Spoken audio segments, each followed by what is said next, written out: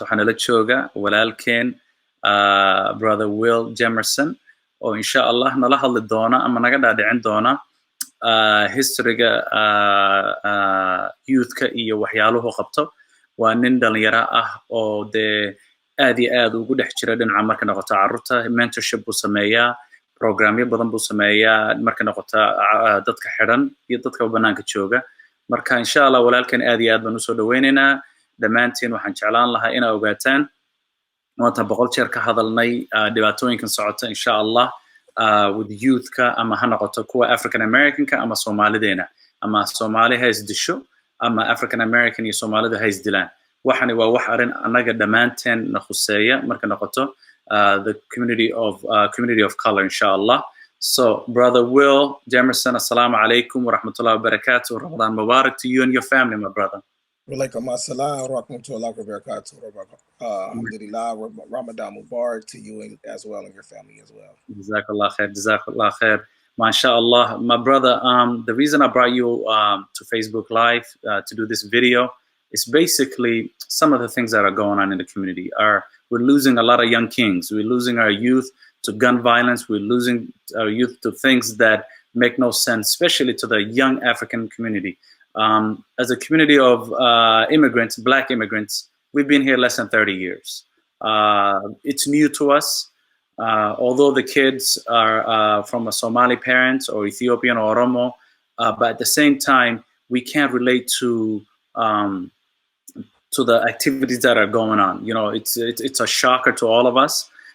Can you share with the audience and the Somali speakers about what's going on in the streets and your experiences? And I know you do a lot of great programs mentoring young brothers and sisters out there. So inshallah, welcome and tell us about educate us, because we need a little bit of education, inshallah.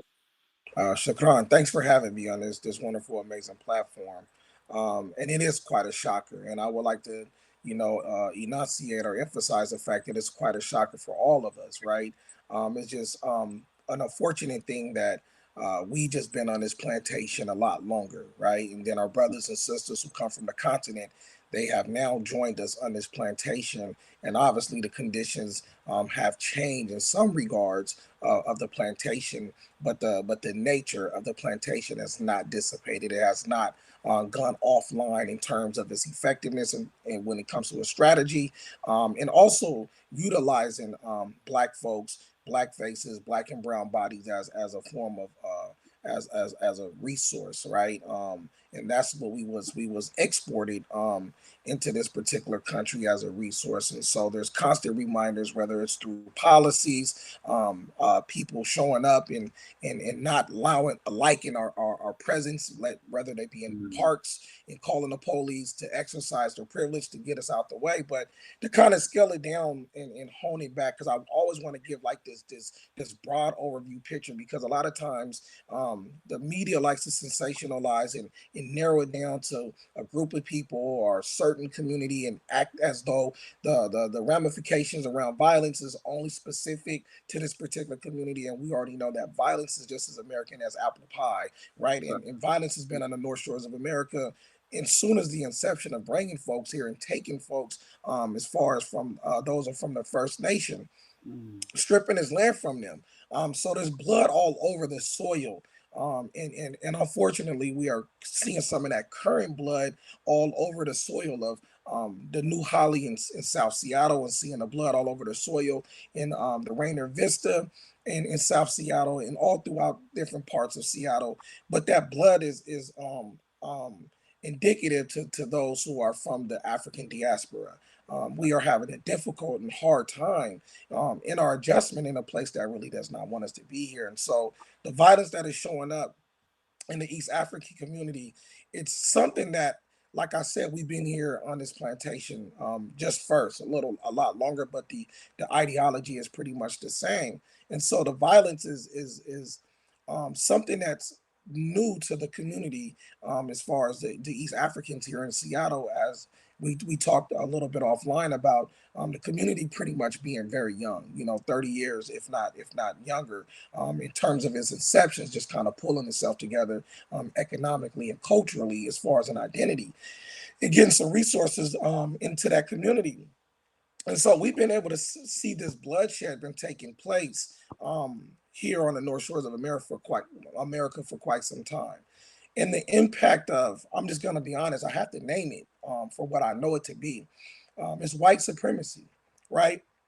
The globalization of white supremacy, it's non-discriminative in terms of who it takes down, right? And it's very creative in the nature of how it manifests itself, right?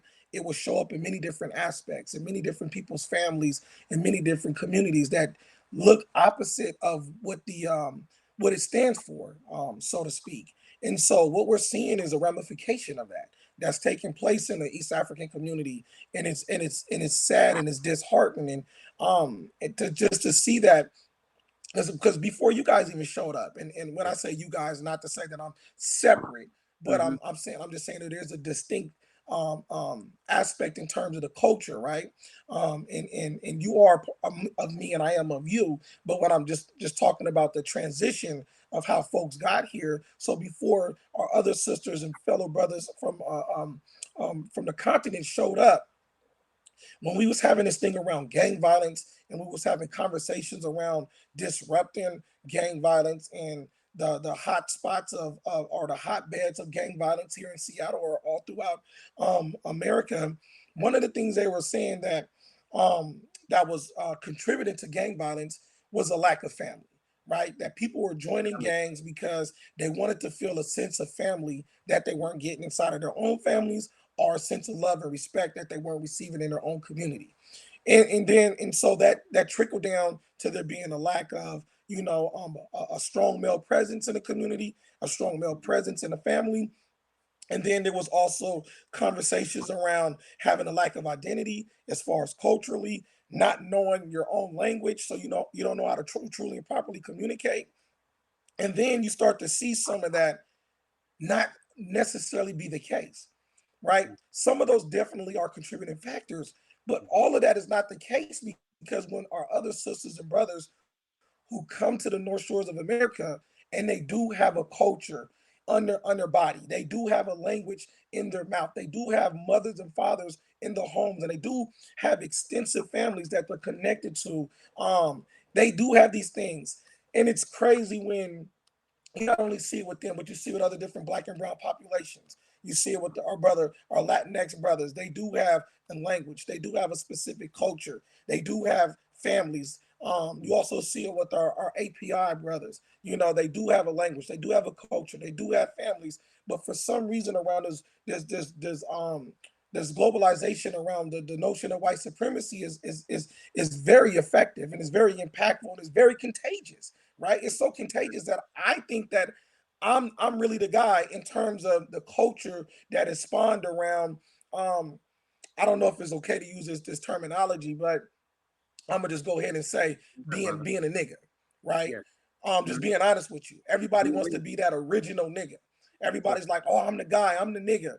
And so, but that is an ideology and a concept that is morphed out of white supremacy, right? Because I didn't know what a nigga was until I met certain people who had Mhm. created a certain ideology, and because of the powers that be that positioned them, has been able to place that concept and the influx of that aspect on me. And as soon as you put on something that does not fit you, you're gonna feel out of place. But if you start to wear it over time, even though it feels out of place, you wouldn't even notice it, right? Especially when you begin to hand it down from one generation to the next, right? And we was Right. having a conversation offline about Brother Kunta in the movie Roots, when he was brought to the plantation.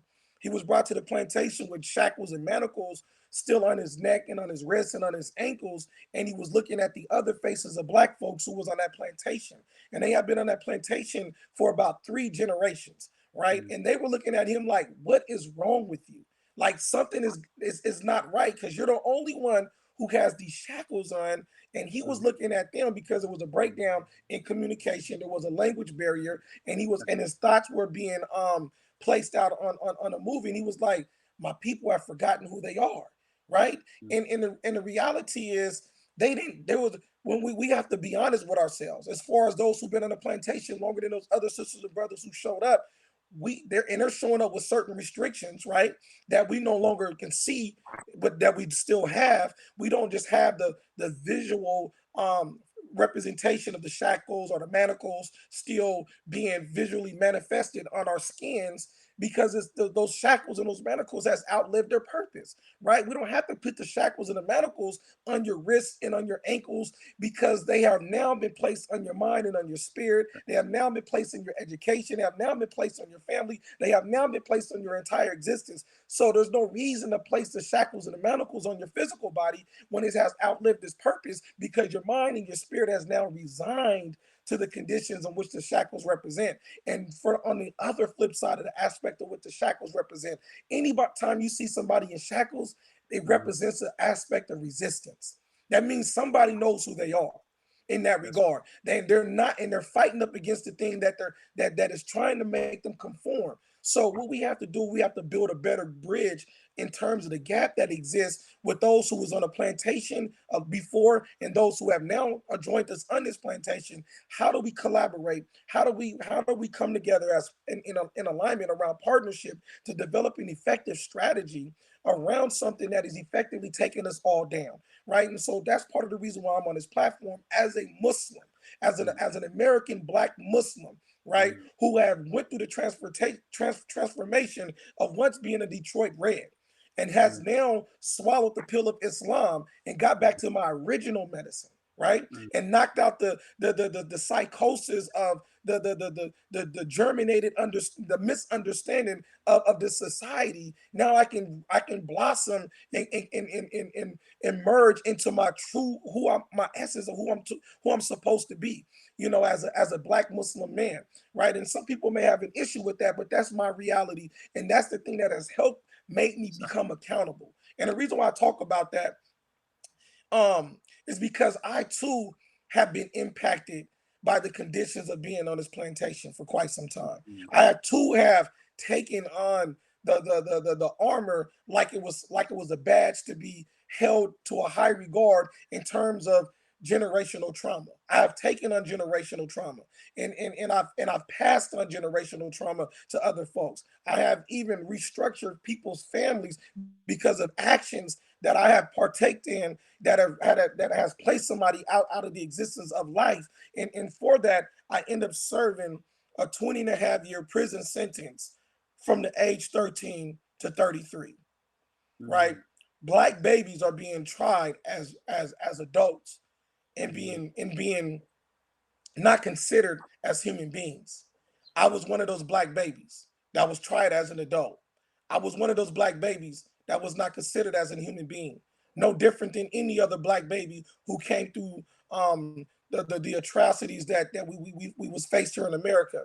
Um, and so going through that has given me a certain expertise in terms of knowledge, in going through a certain experience that I can speak from wholeheartedly, and especially speaking to those sisters and those brothers who are now on this plantation, who are picking up some of these same destructive tools that I had once carried, right? I tell people all the time that, I first had a responsibility to put down the mindset that said it was okay to pick up a gun. But now I have the responsibility to make sure when I put that mindset down, that somebody else behind me does not pick it up. And so, and in some regards, I think all of us has failed those generations that came behind us because we were so caught up in trying to save ourselves. Because that's one of the trickery of this thing that we're in. It'll have us so caught up in thinking that we need to do things by ourselves exclusively, and no one can grow and heal and expand on their own. We have to do this as a collective. And so this is why I'm on this platform talking about the bloodshed that is showing up in New Holly, the bloodshed that is showing up in the Vista, the bloodshed that is showing up in Tukwila, the bloodshed that is showing up in High Point, in regards to our sisters and brothers who are from the East African community. I want you to know that mindset that you are ascribing to is only going to place you out of existence. I want you to learn from some of the mistakes that we have made, so you can avoid some of those potholes. I tell people one thing about potholes, they're on a road. And sometimes we talk about destroying the entire road and building a new. No, sometimes we just got to repair the potholes because the direction is already going in the right way. It's just some of us can't get there because we done caught a flat, right? Because of the potholes. I'm trying to do my part for all of us to be able to avoid those potholes that I fell into, right? If and I'm gonna be honest with you. I was at the top of the food chain in some regards. You know, I had a lot of respect. I wasn't one of those individuals who went to prison and picked up Islam because it was something that was told for me to do. It was something that was expected as a black man that we do because of the story that's been told about Malcolm X and all these different things. And that would be wonderful if those things did occur, right? And I'm just giving it real with you. I was one of that individuals who I had a dean before I was on the dean, right? I was one of those individuals who ascribed to a specific way of thinking. I was one of those individuals who lived my life according to a particular lifestyle, and it was okay. And in that regard, I set my life to that clock. And that clock was a broken clock. What do I mean by that? It was right twice a day. That every broken clock is right twice a day. What do I mean by that? I'm speaking to that young person who says, well, yeah, I'm living this lifestyle, but I'm able to make some money to keep the lights on. I'm living this lifestyle, but I'm able to make some money so I can be able to have some shoes on my feet. I'm living this lifestyle, but I'm making 10, 20, 30, $40,000. Just like a broken clock, you're gonna hit the right time, but you're not gonna be on the right time. It's nothing to set your actual life schedule to. Because I'm gonna tell you that 10, that 20, that 30, that 40,000 that you're making, that is not the epitome of success in that lifestyle. The epitome is when you actually have to clock out, and on the other hand, you're gonna have to pay the piper. And what I mean by that, it's gonna cost you your life. It can end up in the grave. All of that effort that you put into to make whatever come into existence now is behind the sail, and you can barely get a letter. And if you get any money sent to you, you barely get enough of that to be able to buy anything that you might want because it's get cut. It's already taxed money, but then your family sends it to you, and now they're making you pay COI, which is cost of incarceration. They're now making you pay LFOs, legal financial obligations. They're now making you pay CVC, crime victim compensation. They're now making you pay all of these different things that cuts into just if you get $100 sent in, and if you don't have no debt that the system is placed on you, automatic 55% is coming out of that. So you're only getting $45 on $100, and that's at the best. Because over 98% of the people have some considerable type of debt that the system is very trickery in the way is that in its design that you're going to owe them in some kind of way. And you gotta, most people don't think about that. You might be the most hardened individual considerably, and I don't believe that about anyone. No. You're just trying to survive in the regard of an environment that was not created for you, but you're trying to do your best to survive in that environment. So you might think you're the most toughest, right? You might think you can do everything you can to survive in that environment. But when those cells close on you, nobody is going to know about how wet your pillowcase is when you're crying at night. Nobody's going to know those moments if you have to spend exceptional amount of years incarcerated, where when you brush your teeth and have to shave your face, that you're avoiding eye contact in the mirror because you're ashamed of the person that you have become. Right? You'll be spending years in there and don't even really know what you look like. And you don't want to miss out on if you have children on their birthdays, on their graduations. And most importantly, I went in at 13. I had all of my grandparents and even my great-grandparents except for one. By the time I returned home, they were all gone. I didn't get a chance to hug my grandmother, man. That hurts me even till this day. Because this is not what she wanted for her baby, man. That I couldn't hug my grandmother when I went into court and she was sitting in a wheelchair. And all I wanted to do was hug her. Yeah. And I was denied that. The system denied all that. Humanity denied. Subhanallah. I My don't want brother, that to happen to anyone else. That man, I hurts appreciate even to this day. you Somebody know, who we loved appreciate me, who would give up everything for me. I was in a system where I could not even reach out, and I'm only inches from her. I was treated as a criminal. These are the things we don't think about. You can be the toughest person in the world, but it's nothing tough about being stripped from your humanity, being removed from your community, being removed from your family, and all those things you were doing to try to have this pretend notion of providing for your family. You can't even now be there for them. Something would have happened to your mother, to the same people that will give up everything for you. Think about these things. Your life is worth way more than anything that's in these streets. Because everything that you think that you're trying to gain in these streets, you'll be easily forgotten. As soon as you're locked up, as soon as your body is not, it don't even have to be in the dirt. You're gonna be easily forgotten. it's true. How do I know? For some of you guys who are claiming certain hoods, I'm gonna ask you a question. Who started it? Good question. Many of you guys are being confused just to answer that because you really don't know.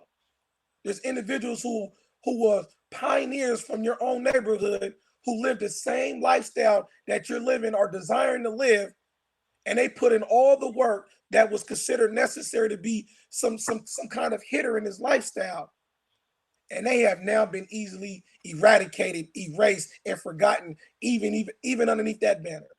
I got people from my neighborhood, and my neighborhood has been around since the 80s. And I got young homies that are from my neighborhood who don't even know about those individuals who helped to establish it, who helped to start it, who put in all this work and all this energy for it to mean nothing at the end. They don't even know who they are. But they so down and so much from that, but don't even know who those guys are. And those individuals who are no longer here, if they were asked to be able to do it again, I'm sure they would. No, definitely, definitely.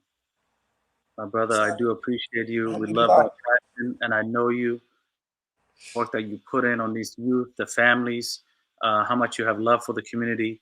And like I said, every time I get in your space and the stories that you tell, you know, it's very powerful. And one of the things that I really want to do is to have, you know, to reach out across that aisle, you know, that collective effort, making sure that we stop the division between Africans, African American. I'm tired of those titles. As Soomaalida oo maqlaysaan walaalkeen Will wuxuu noo sheegay historyga waddankan iyo aasaaskiisa iyo waxa sida loo aasaasay iyo system siday u dhisan tahay. Aan ognahay dad shalay yimid baan nahay, war uma hayno, dhaqankan ma fahmayno. Carruurtaan dhalnay carruur Soomaaliya maaha. Yes, aabbo iyo hooyo Soomaali baa dhashay, luuqadii kuma hadlaan, dhaqankii ma haystaan. Waa kana. Waxay fahmayaan systemkan iyo dhaqankan iyo culturekan bay fahmayaan.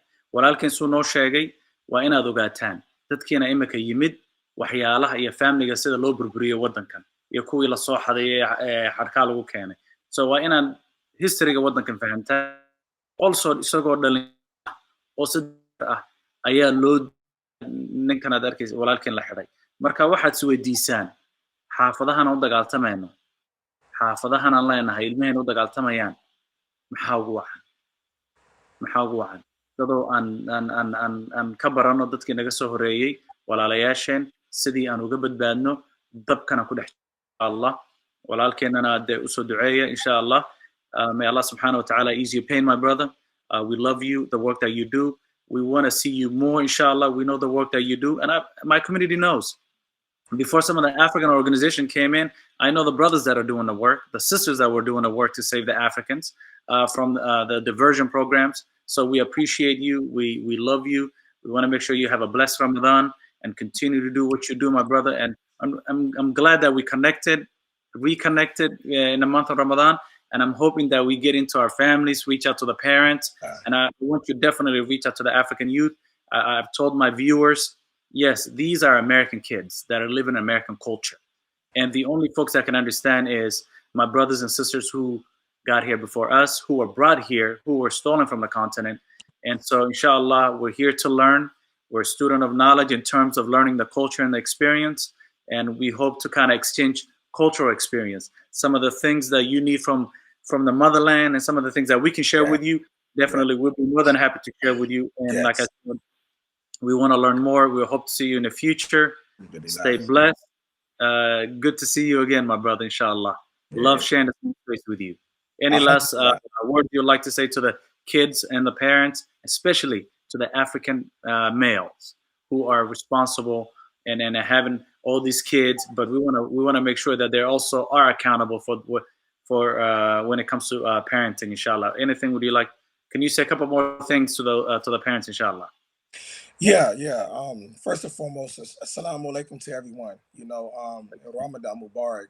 Um, I would like to start off first by saying something to the parents in the nature of that continue to love and support, your young ones. Mm, Also, I know it's a difficult thing to do, um, even though you bring this wonderful culture of this East African culture, and I know that it's only East African when you're here on the North Shores of America, but when you are at home, it's Somali, and then and when you're in Somaliland, I'm sure it's Oromo, and there's all these other different wonderful attributes. You only become African when you come to America, right?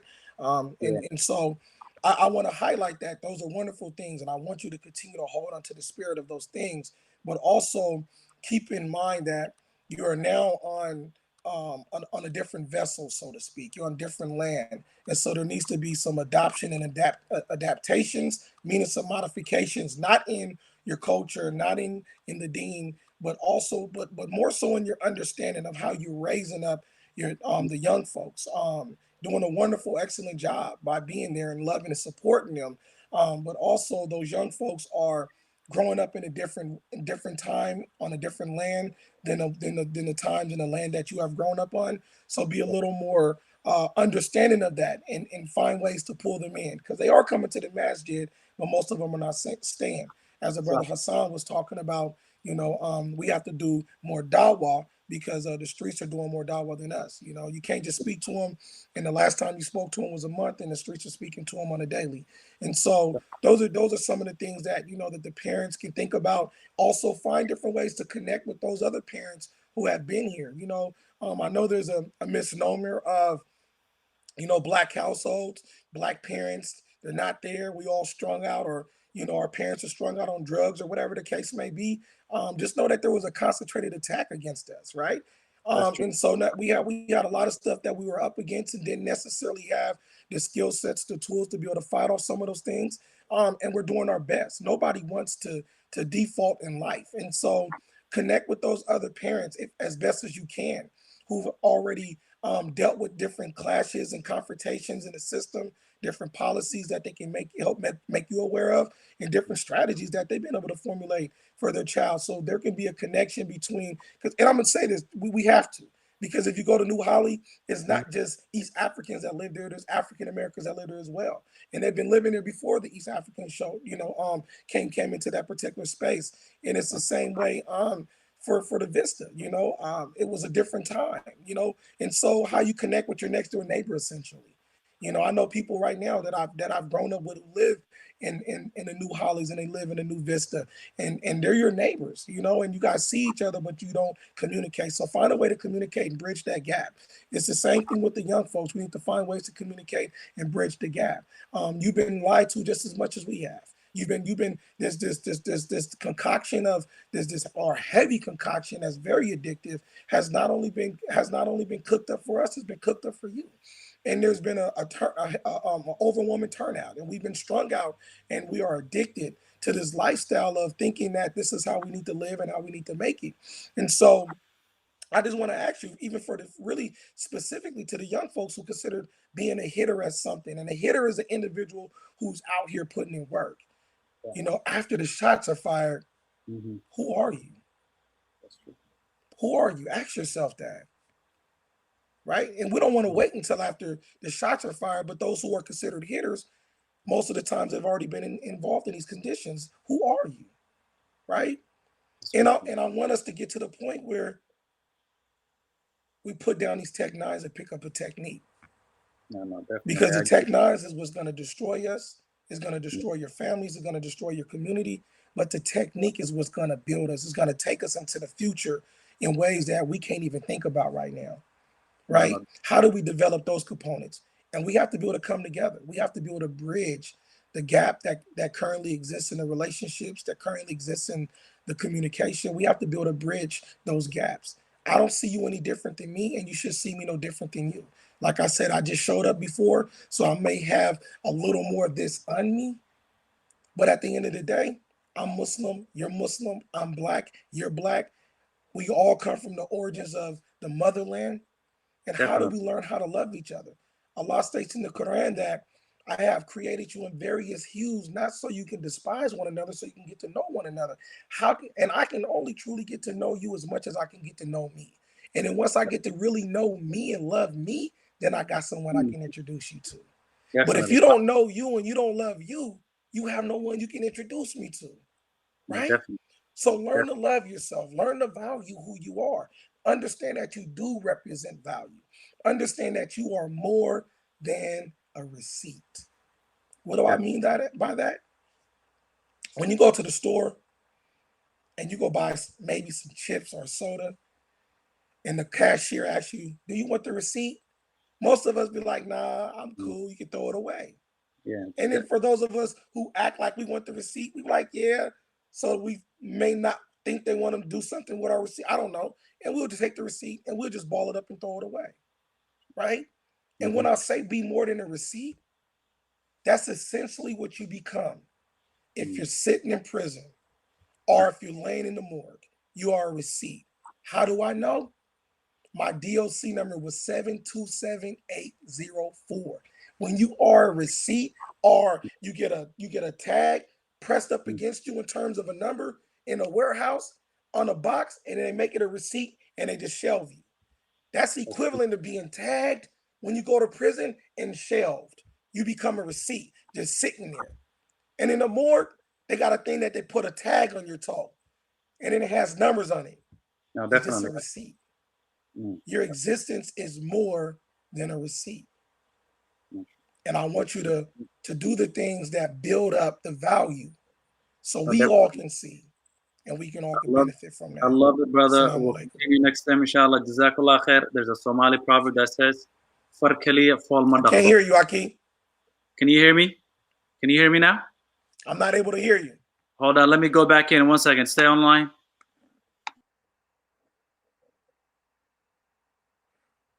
Hear me now? Can you hear me? I don't know what's going on. I'm not able to hear you. So inshallah. Can you hear me?